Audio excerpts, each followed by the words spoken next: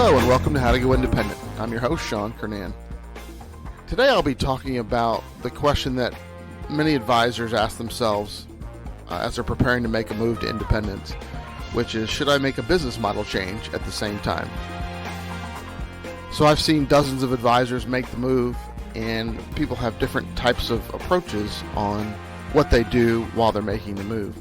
So I'll go over the different perspectives that I have or that I've seen, and kind of the pros and cons of each approach. You know, right now with the DOL ruling that just came out earlier this year in 2016, one of the big trends seems to be business migrating from more brokerage to more advisory. And that's been a longer term trend, but it seems to be put in the forefront by this pressure now, especially in retirement accounts, that the DOL is putting on brokerage business. So it's natural right now to focus on from a business model perspective, the difference between an advisory focused model and a brokerage focused model. So I'm going to use that as an example of a fairly significant business model shift, or at least way to approach things, and use that as an example or a proxy for the question of, should I make a change as I'm making the move to independence? I'll talk both about the bigger picture, those two main ways of doing business, and the two different approaches when you're making a change from an employee firm to an independent firm. And then I'll touch a little bit on my experience and how I've handled it as part of that.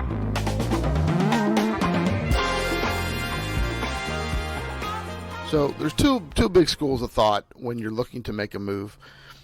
So again, I will frame this in the context of advisory versus brokerage, but it really could go to any number of items about your business, but we'll focus on that one today. So the first school of thought is, we're going to be asking clients to follow us to make a change, particularly if they've only been with us at one firm and it's been for a long time. That's going to be enough change. Let's keep everything else as similar as possible, and preach the message that everything is going to be the same, just a different company printing statements, et cetera, et cetera. We won't have to change investments. There won't be any real cost to it.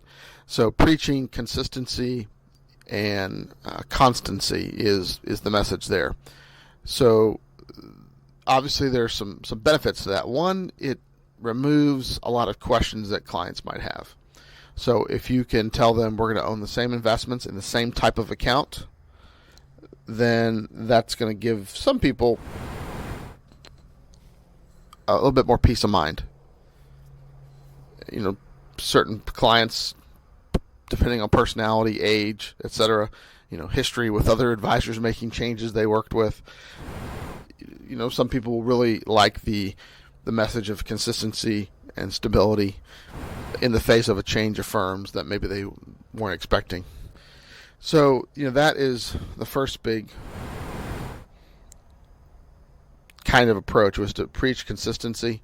These days, for most of us, the investments we hold can be held certainly in an independent firm, hopefully. If not, then that's another set of challenges to overcome. But for many of you, you'll be able to hold the exact same investments in the exact same kind of account. So you can, do an ACAT. Everything comes over, whatever administrative costs there is to moving, it's either nominal or you can offer to cover it for your clients. So that is one big school of thought, and I think the appeal is it's the simplest one. So you're likely to have shorter conversations once you can demonstrate that what you're saying is true, and hopefully your clients believe that. And there'll always be things that pop up that maybe you don't expect, but usually from my observations, they tend to be fairly minor for most advisors, for most clients. So consistency and stability and sameness can be a very appealing message. So that's the first school of thought. The second school of thought is more if we're making change, we might as well change to the way we want to be and not have to do two changes. So the thought there is, in the example of advisory versus brokerage, if we're going to make a shift from brokerage model to an advisory model, that we need to articulate the benefits of it, explain how it's going to work, discuss the cost, explain discretion as a part of that, if that's part of the thought process, and just sort of rip the Band-Aid off, make the changes, and move on. I think the allure to the advisor and then to the client as well is then there's minimal change after you arrive at the new firm, and you kind of get where you want to go a lot more directly. And so the accounts are opened the way they're going to be for the long run. The clients know what to expect.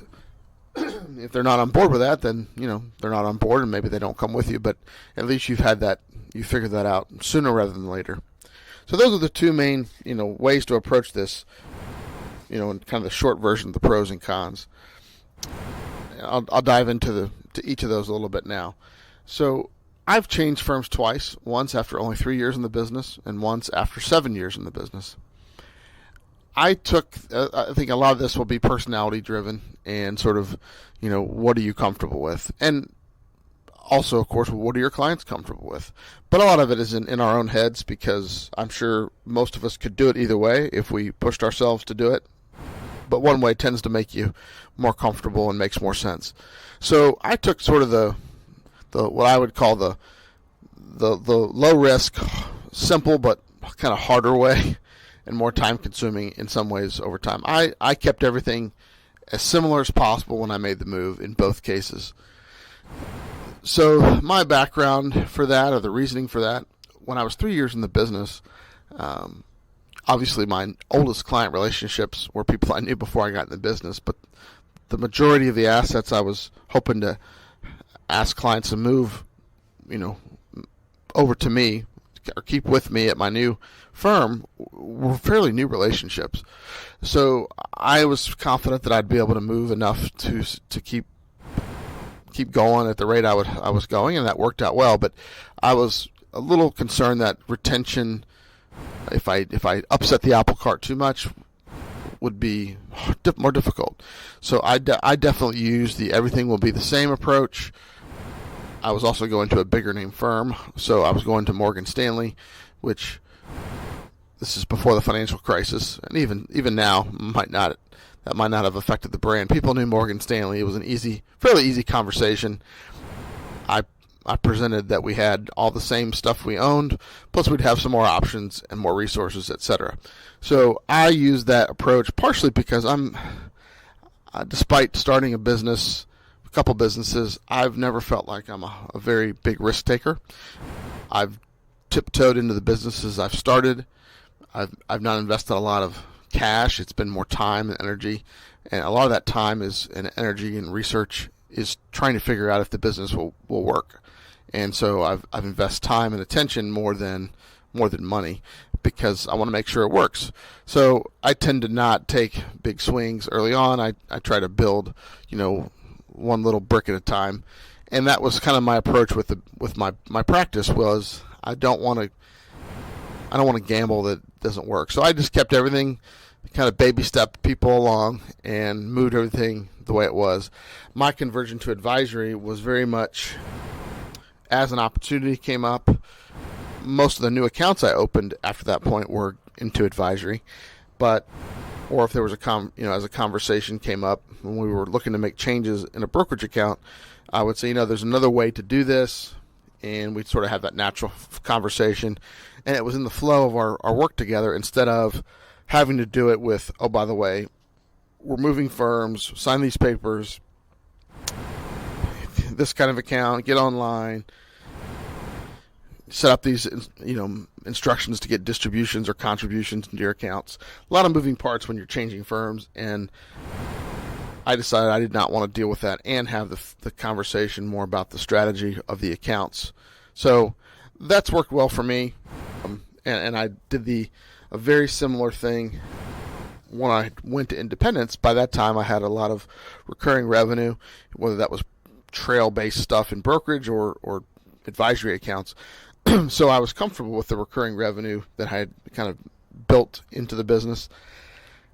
And going independent, very similar thing. Most people aren't familiar with many of the larger broker dealers, including mine, even though it's well known in our industry. It's not a household name by any stretch.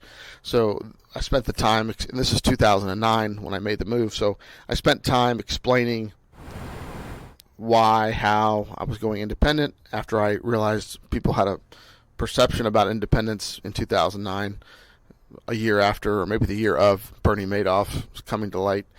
I had to make sure I explained that thoroughly. So I kept things the same, and we moved over, 80 to 85% of my previous firm client assets. In fact, I use 80% as a target. If you're doing a good job and you're keeping in touch with people, and people like you and trust you, I think 80%. And you built the business, you didn't inherit it, a large part of it. And the stuff that you where you develop the relationships, I think 80% is a good client retention target, or it's certainly achievable, because I achieved that. And I don't think I was doing anything revolutionary, and I didn't have extremely long-standing relationships because, again, 3 years at one firm and 4 years at the next. So in any event, that worked well for me. And then I've migrated slowly but surely into a almost exclusively recurring revenue model. Again, I still have some brokerage assets because they seem to, again, suits my personality. If it's not broke, or if it's not very broken, I'm leery of fixing it, especially if everyone seems to be happy and I don't see any immediate dangers on the horizon. So despite the DOL, there's the grandfathering of existing assets, and for now, that for existing clients with IRAs where brokerage accounts are working, if we have C-share mutual funds or A-share mutual funds with trail-based compensation, I'm not, for example, in a hurry to upset that or change it. Eventually, I think I'll move those accounts to advisory, but it hasn't been an issue, so I haven't rushed it. So that kind of gives you a sense of my personality and approach. It's not ideal because it's not 100% consistent, but it's also, again, is the client happy with the situation, comfortable with our working together, and the stability I've had now for 7 years with the same address, same firm. I've relished that after making those changes fairly quickly, because at some point you lose credibility if you say, no, this is the place I'm going to be. And that was, I think the message I was trying to communicate when I went independent, that this was a different kind of change, and it has been. So, you can always change independent firms, but there's so far I've found a lot less need to do that, because the difference, in my opinion, the difference between independence and an employee, that's 80, 90, probably 90% of the difference. When you move between independent firms, that's going to be more likely when you have a specific business model conflict or turmoil at a broker dealer or other issues.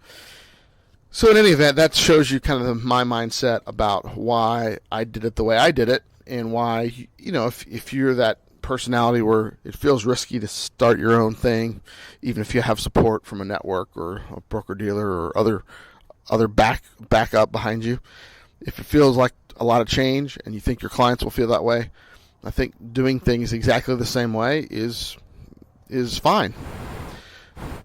We recently brought over an advisor who had almost $100 million in assets at his previous firm.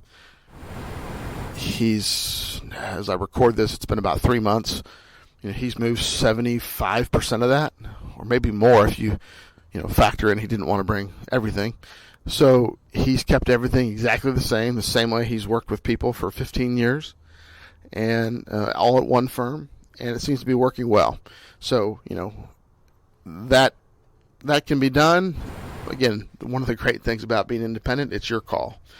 It was my call. It was my colleague's call that I just described, and that is sort of the point. No one's going to pressure you. People might give you opinions and options and try to sell you on ideas that they believe in, but we get to make the call with very little, if any, outside pressure. Essentially none. So that's the case for let's keep things the same and let's not rock the boat any more than we already are with the move. That's the case for that, and sort of how I went through it. Now let me make the case for the opposite approach, because if I were to make another move, which again I don't see any reason to, but if I did, I would probably be ready to make it the other way, which is we're going if we're going to make a change, this is kind of the model I've settled on after about 15 years in the business. I've kind of decided what I think works, looking at the industry trends and how I work with people, and I've decided this is my business model, and it attracts a certain kind of client, and I want to keep that consistent. And so I'm going to do advisory business is what I do, as an example. And so I don't want people who are looking for the lowest cost provider or to have some in-depth collaboration about their investments. I'm looking more for someone who delegates. Advisory with discretion fits that. So we're going to move, and we are going to, if you don't like this model, that's okay, but this is how I'm going to work with people, and that's that. So we're only going to open these kinds of accounts at the new place. So there's some obvious benefits that I see from that approach. One is simplicity, consistency. Everyone's going to get your best ideas. I know I have several colleagues who operate this way now. They're not boastful about it or forceful. They just are very straightforward that this is how I manage money, and we'll do the planning individually, of course, but from a financial planning standpoint, but I can't manage 70 or 80 or 100 different portfolios effectively. So I have models. I use the same kinds of investments in those models, maybe with different allocations, and I apply those across all the accounts of people who've entrusted me with their money. So I think it makes a lot of sense philosophically to run a business that way. Another huge benefit is if you force people to vote in or out. I mean, this is a benefit of moving in general, and I found it in moving twice in 7 years. It kind of was a nice side benefit.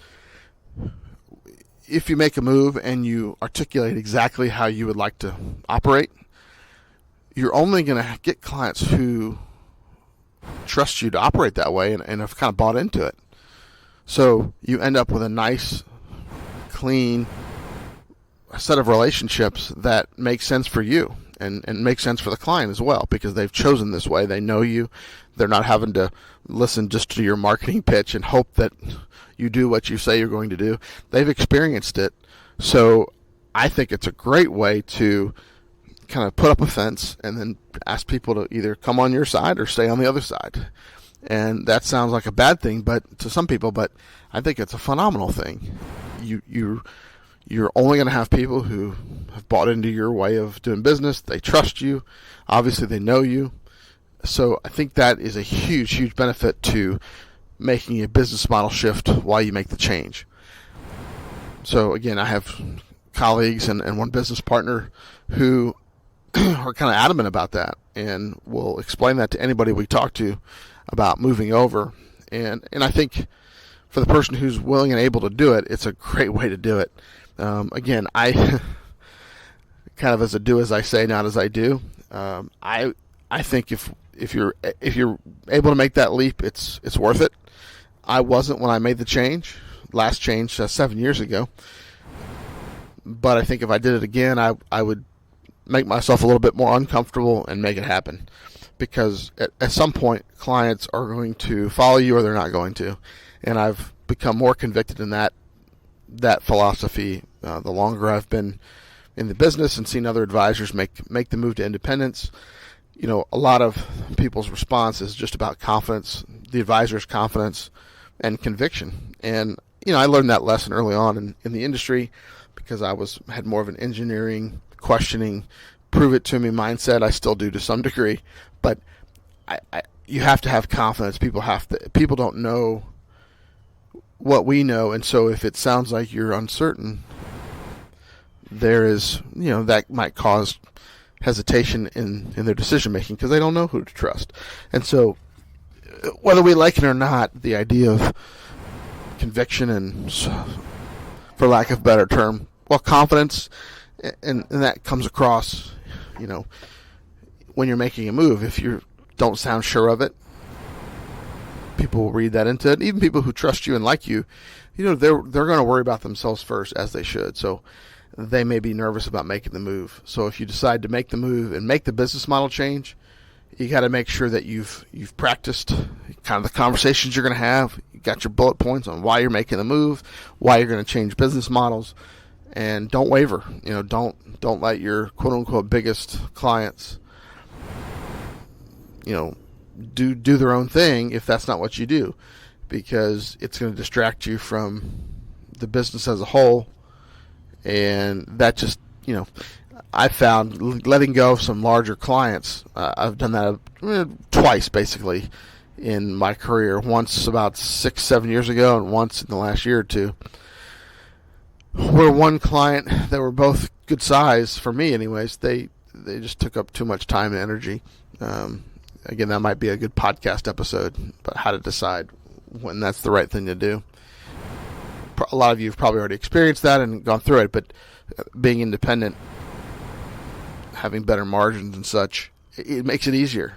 You can replace it more easily, and when you have such little stress, from outside forces, it makes the one sort of sore thumb stick out even more, which is, again, another thing I love about being independent. So that was a bit of a digression, but I think you see the two different ways to approach things. Again, I kept it simple, kind of the baby steps, and have eased my way into a 90% or more recurring revenue model. The good news is that doesn't take a lot of effort, because you're just doing it with each client as it comes up. It's very measured pace. It still takes effort. I guess that's the wrong word. It's just not an intense amount of work at one time. And I when I made the move to independence, because I had a good assistant help me, Teresa, who I found and continue to work with. She helps us move advisors now. I'm sure time has colored my memory a little bit, but I don't remember it being extremely intense. Whereas my colleagues who made a business model change and did their own paperwork, they were busting their tail. Which, again, it's worked out, and I wouldn't tell anyone to let that hard work scare you away from considering a move. But I tend to like let's use the long sweep of time to modify how things work and make it simple, but easy, but sometimes slow. I think the business model change is a little harder, but it's definitely faster, and you get to a cleaner business than I still have in some ways. So thanks again for listening, and I hope we'll see you next time.